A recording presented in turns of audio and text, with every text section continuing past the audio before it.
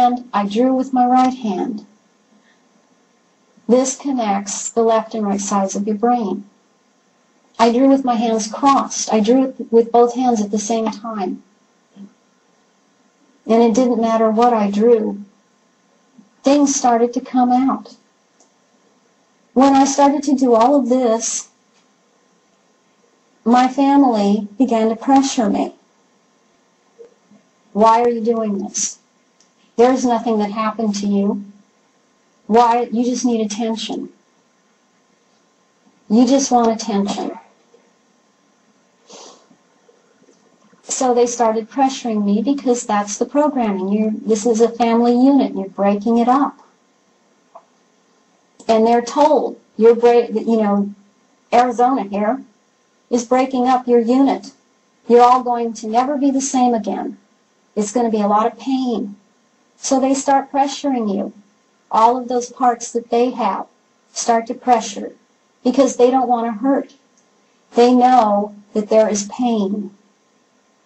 They don't know why they know that. They just know. I had no support from my family because they couldn't support me. I had no friends. Families like this, they're very apart from others. They're very isolative. So what I did is I went into therapy. Memories are layered. The first thing that comes out is your sexual abuse by a family member, friend, relative. That's what comes out. That's the way it's supposed to come out. You're supposed to be horrified and go, thank God, this is what it is. This is what it was the whole time. In my case, and there are others that go on after this, that isn't enough. It's still not right.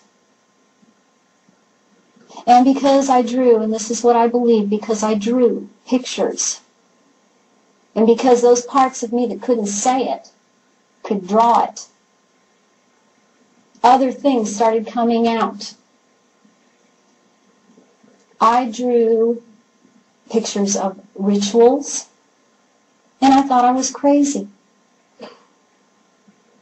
Because I didn't know where it was coming from. I'd never seen anything like it. I'd never seen it on television. I'd never read about anything like it. But that's when I started trying to find some books on the subject, and they had just started coming out. My family accused me of getting it from the books, even though it was there before I ever saw the books.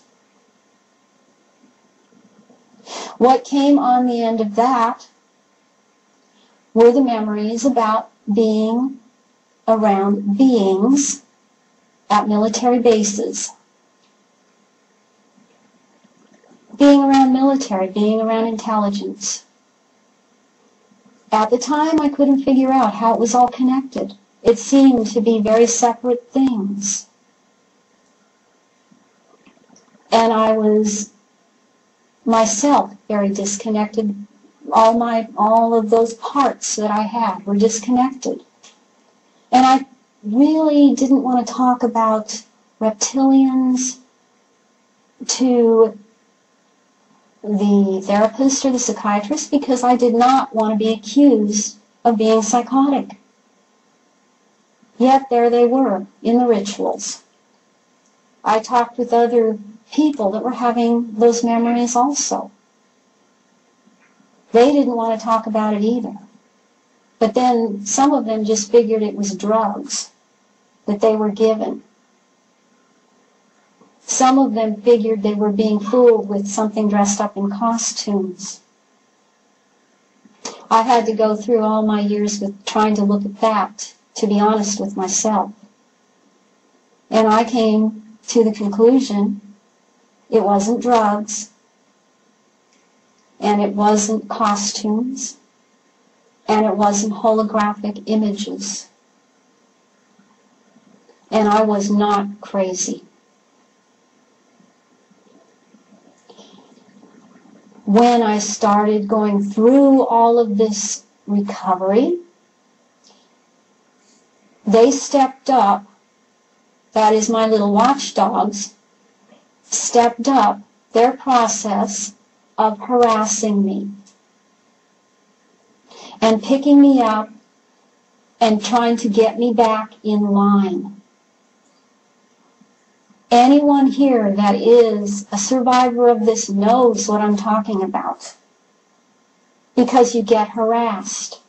The phone calls that come in the middle of the night, the knocks on the door, if you live in apartments, the banging on the walls, the banging on the pipes, spraying insecticide in the house, which they did, DDT, in my apartment.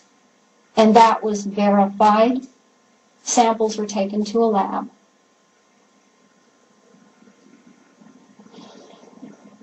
Being picked up and given drugs. Being beat up a few times. And I have photographs of what was done. The bruises took a year to go away. Being electroshocked. That was a favorite thing. Especially stepped up in the last... In 1998, they got me the worst. They got me so that I was having seizures. My therapist discovered it because she does a type of EEG biofeedback. She found it, and that I was having many small seizures. And she also had discovered a few years before that I was walking around in a delta state. I was wide awake, walking around delta state. What I know about that is that is the off switch for someone who is being used for psychic purposes by the government. They want you in a delta state. You're effectively off, and you're not utilizing the psychic channels. You're safe that way.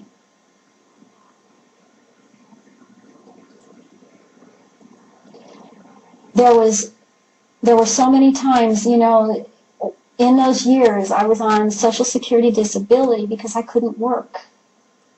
I became so disabled that I couldn't work, and therapy was my only thought, my only hope, because all I knew was that I could go in and talk about all of this.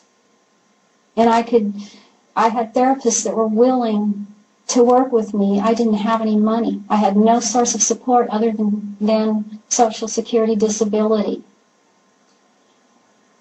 My main concern was therapy and keeping a roof over my head, because I moved 11 times because I didn't have much choice in a living situation. There are many out there that are in this position. It's extremely hard because you don't have any support. And you have all of this harassment. Even now, people don't even have the option of therapy like I had it. There are many therapists that don't do this anymore because they're harassed for working with survivors. They're being very much harassed and watched. I will also say at this point that there are therapists out there that are themselves programmed and part of it, and they don't know it. And it's a very sticky situation. I would estimate there's probably around 10 million people in this country that are programmed.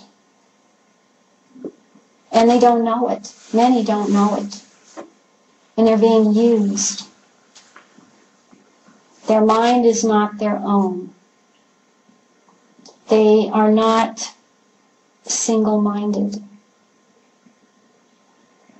They don't have the ability.